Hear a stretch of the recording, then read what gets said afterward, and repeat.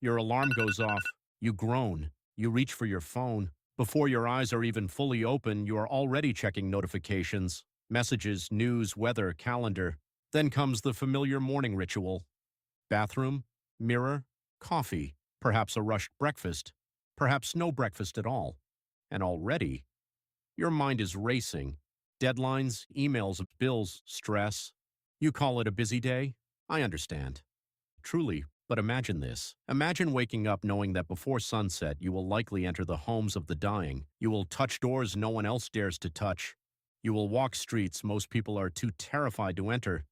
And you may return home carrying death itself on your clothes. Good morning, I am a plague doctor.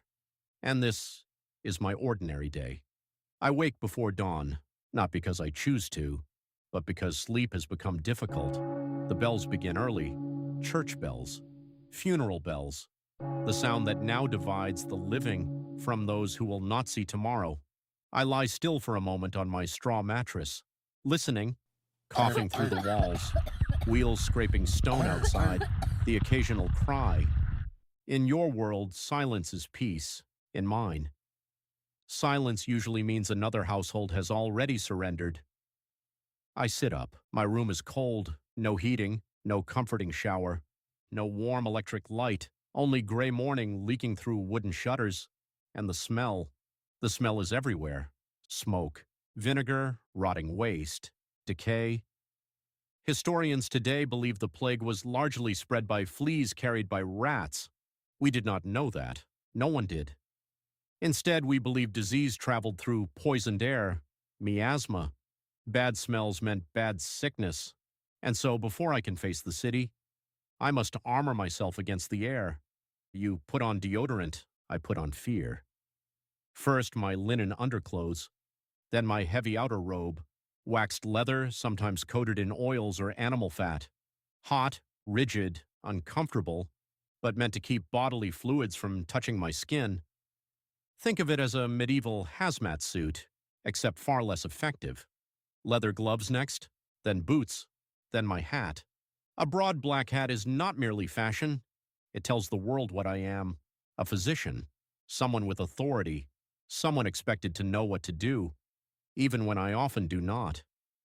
And finally, the mask, the beak. Yes, the symbol everyone remembers. But this strange bird-like face was not designed to frighten. It was designed to filter.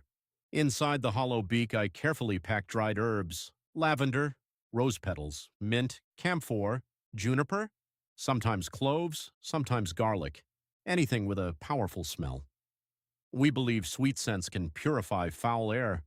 Modern science would later prove us wrong. But imagine trying to fight an invisible killer without microscopes, without germ theory, without understanding what disease even is. You would cling to flowers too. Before I leave, I take one final tool, my cane, not for walking, for distance. Distance is survival. I use it to lift blankets, to point at swellings, to direct frightened patients, to avoid skin.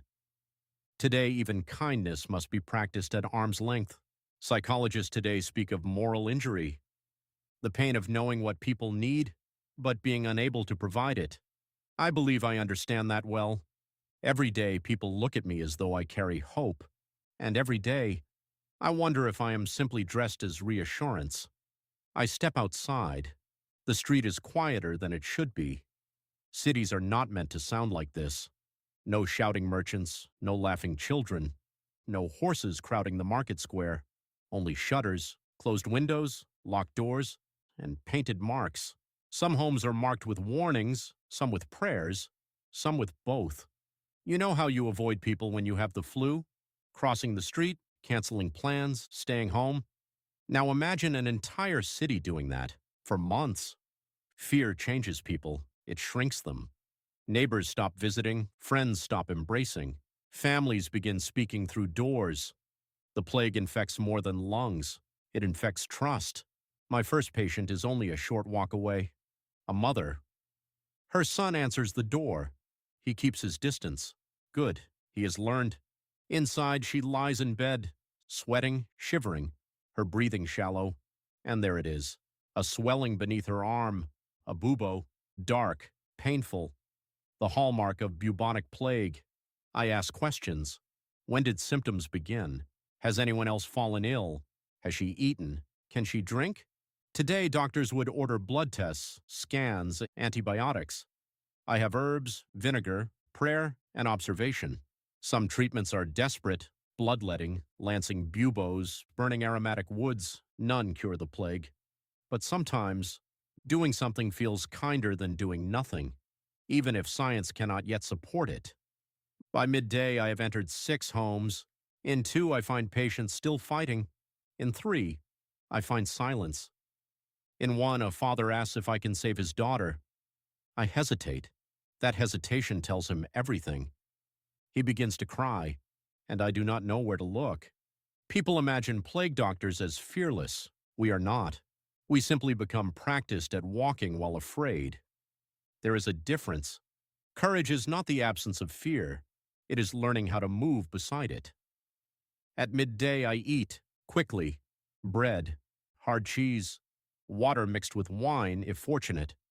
No cafes, no lunch breaks, no scrolling while eating. Just 10 quiet minutes on a stone bench, wondering whether your gloves are contaminated, wondering whether your own headache means exhaustion or infection. This is the psychological burden no one sees. Every itch becomes suspicious. Every cough becomes a threat. Modern psychologists call this hypervigilance, the mind constantly scanning for danger.